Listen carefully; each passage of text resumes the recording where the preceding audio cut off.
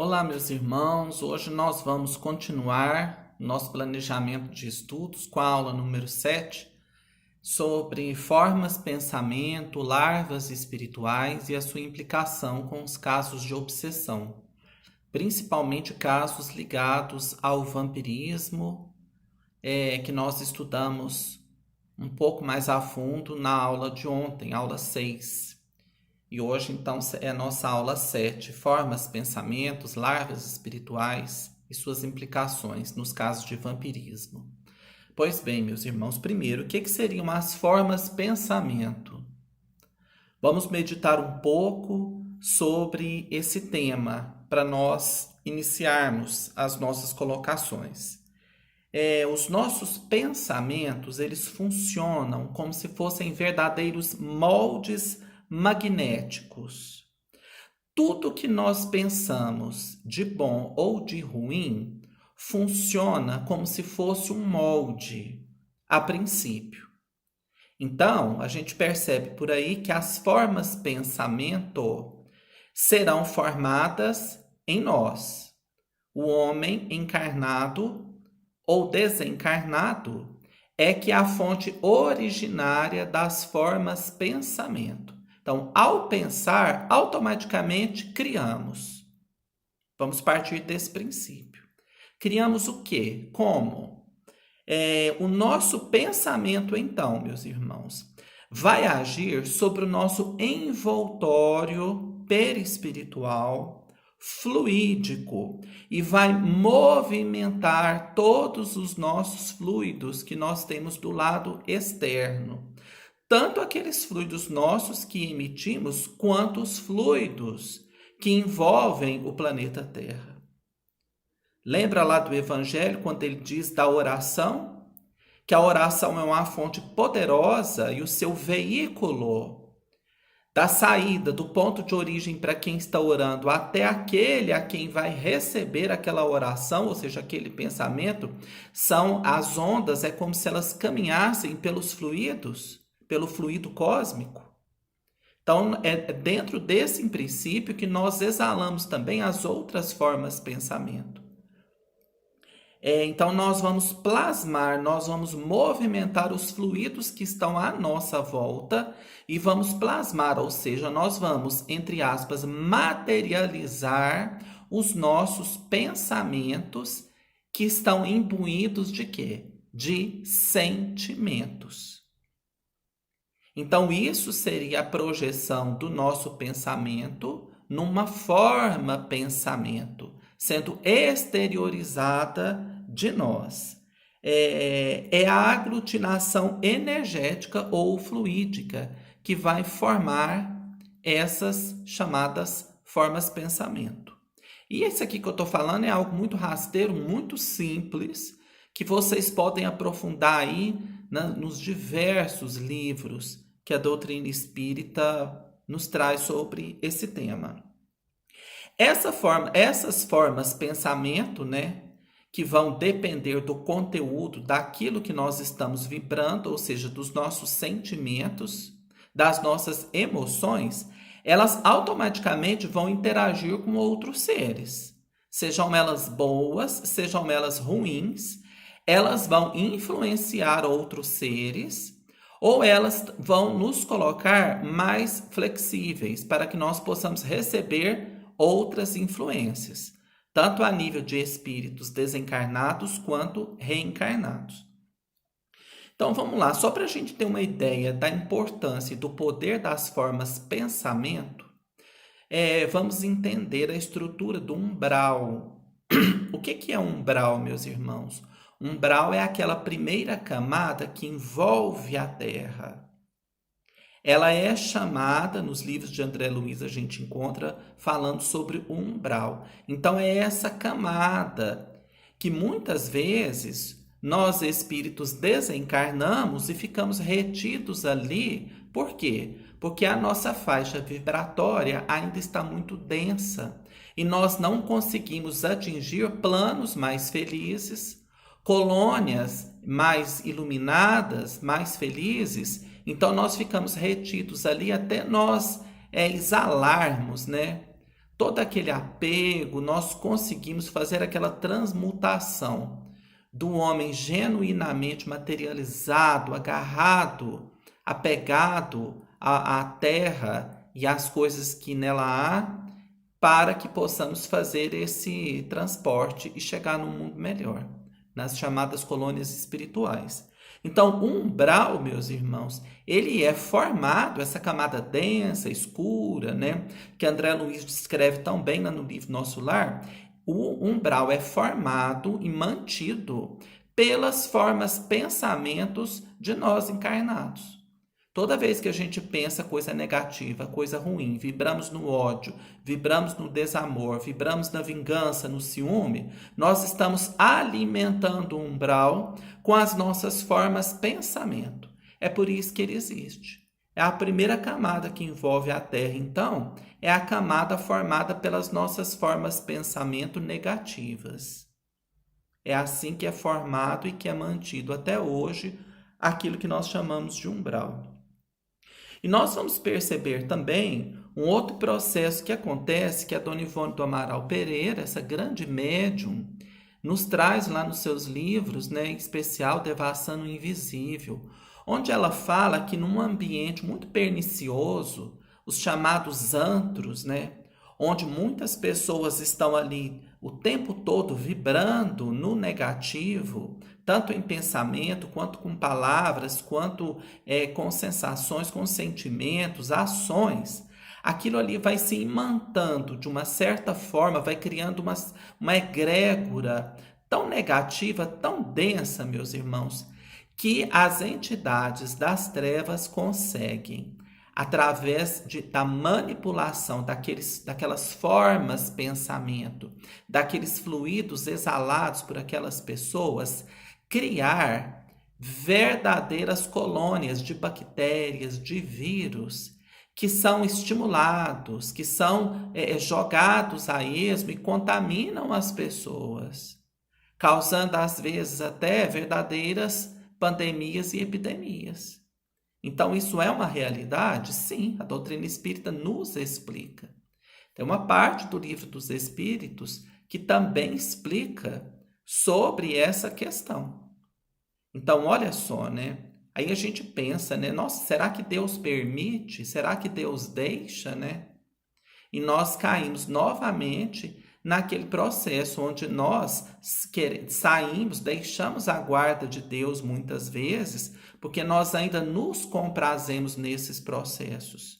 Então não é Deus que deixa, somos nós, meus irmãos, que tomamos a frente do mal muitas vezes, principalmente na questão da exalação dos nossos pensamentos. Então essa é uma realidade. Estamos à mercê disso? Obviamente, somente aqueles que estão na mesma faixa vibratória.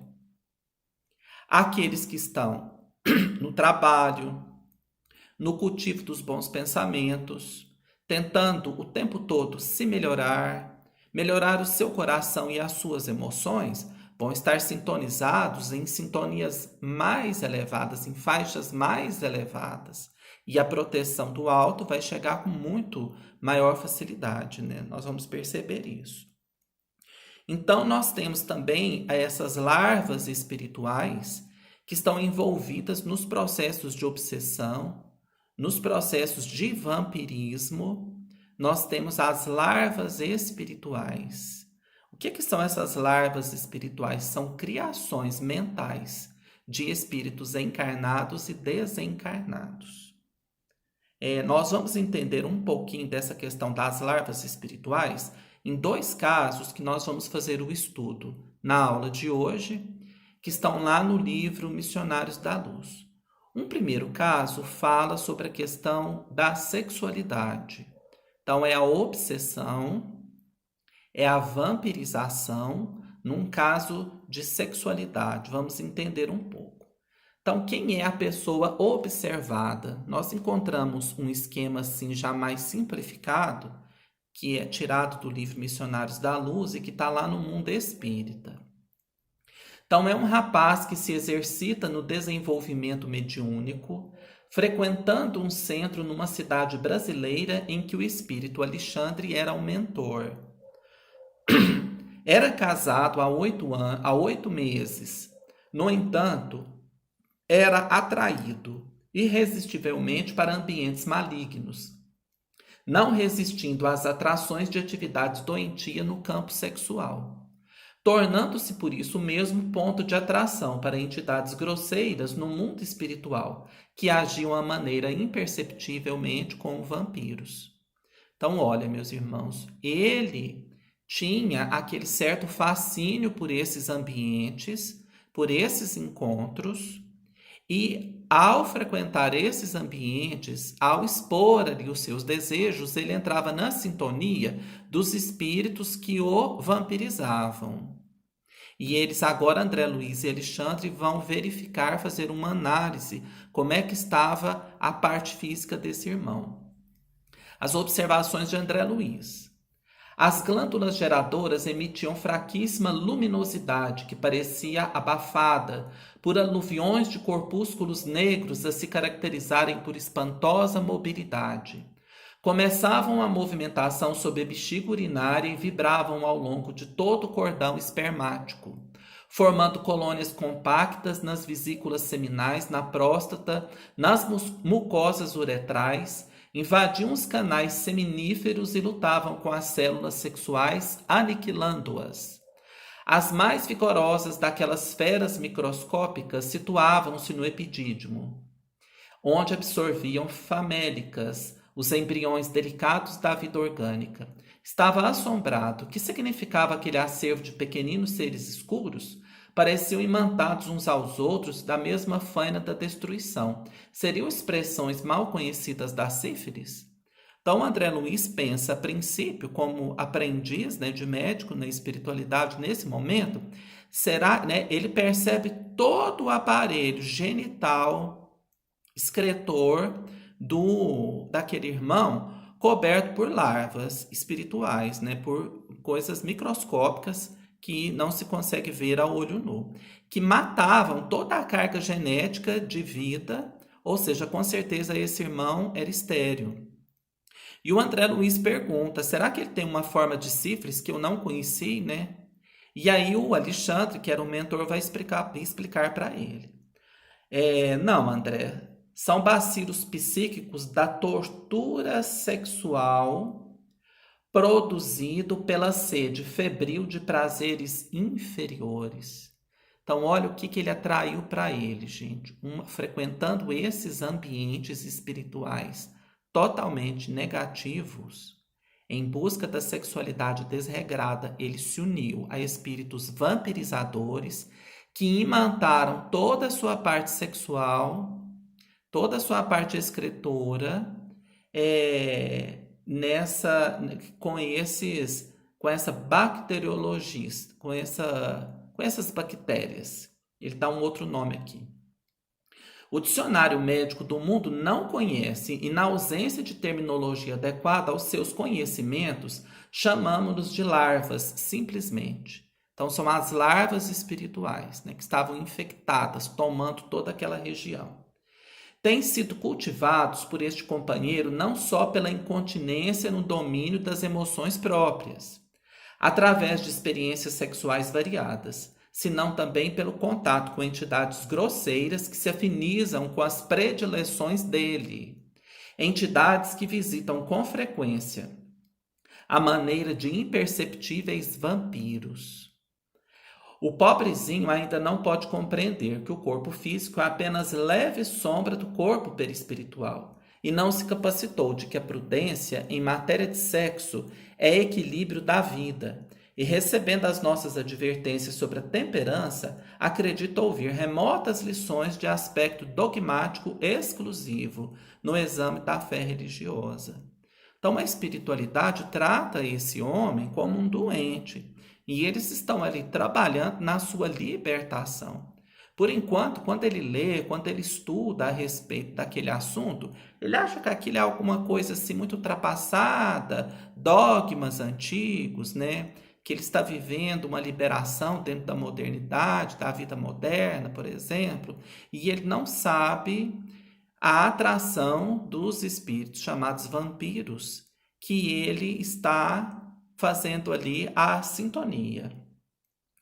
Então, nós percebemos a presença das larvas espirituais nesse caso. Agora, um outro caso também interessante é o caso da glutonaria, também relatado no livro Missionários da Luz. Sobre a pessoa observada, é uma dama simpática e idosa, ao desenvolvimento da mediunidade de incorporação em uma reunião. Então, qual é a observação de André Luiz? Fraquíssima luz emanava da sua organização mental, e desde o primeiro instante notara-se as deformações físicas. O estômago dilatara-se horrivelmente.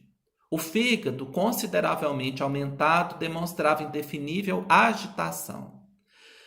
Desde o duodeno à sigmoide notavam-se anomalias de vulto.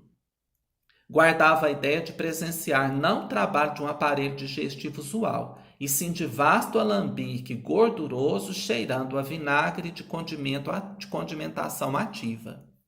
Em grande zona do ventre, superlotado de alimentação, viam-se parasitos conhecidos. Olha só. Mas além deles, divisava outros corpúsculos semelhantes a lesmas voracíssimas que se agrupavam em grandes colônias, desde os músculos e as fibras do estômago até a válvula iliocecal. Semelhantes parasitos atacavam os sucos nutritivos com assombroso potencial de destruição. Então, enquanto naquele primeiro caso o irmão era atacado pelas larvas espirituais que sugavam toda a energia, do seu chakra genésico, do seu chakra básico, vamos dizer aqui, assim.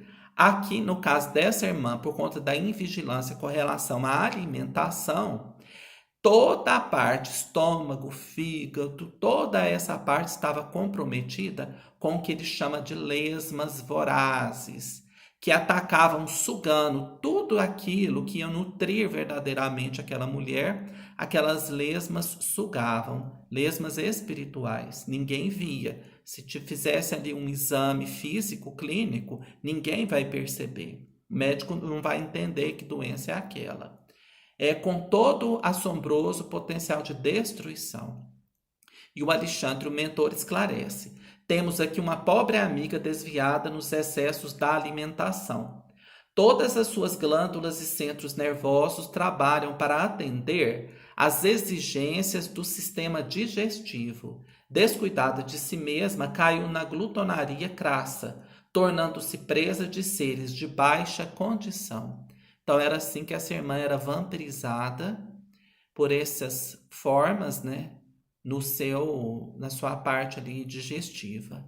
E nós vamos encerrar, porque nós dedicamos essa aula à questão da vampirização pelas larvas, pelas formas pensamento, porque o nosso tema geral é a obsessão espiritual. Mas essas formas pensamento, elas são também de forma iluminada. Quando nós pensamos no bem, fazemos o bem, sentimos o bem, quando nós estamos verdadeiramente ligados ao amor. E para encerrar, nós vamos lembrar daquela historinha do Chico. Quando ele morava em Pedro Leopoldo, estava indo trabalhar já atrasado, e uma senhora pediu para que ele parasse e conversasse com ele. A princípio ele não quis, mas o seu guia espiritual Emmanuel pediu que ele voltasse e atendesse a senhora, e assim ele fez. Explicou para ela uma receita na qual ela tinha dúvida de como aviar, conversou, deu aquela atenção para a esposa e foi para o seu trabalho. Quando ele estava indo, o seu benfeitor Emmanuel pediu que ele olhasse para trás. E quando ele olhou, ele viu que da boca daquela mulher saíam flores, luzes, cores que envolveram o Chico naquela vibração de amor, de luz, de paz. O que era isso, meus irmãos? As formas pensamento de amor, de agradecimento, de ternura, que aquela mulher se sentiu tão querida que ela emitiu aquela vibração que envolveu o Chico. Aí o Emmanuel disse, imagina, Chico, se você não tivesse parado, o que estaria saindo da boca dela agora? Então, que Jesus nos abençoe, meus irmãos, e até o nosso próximo encontro.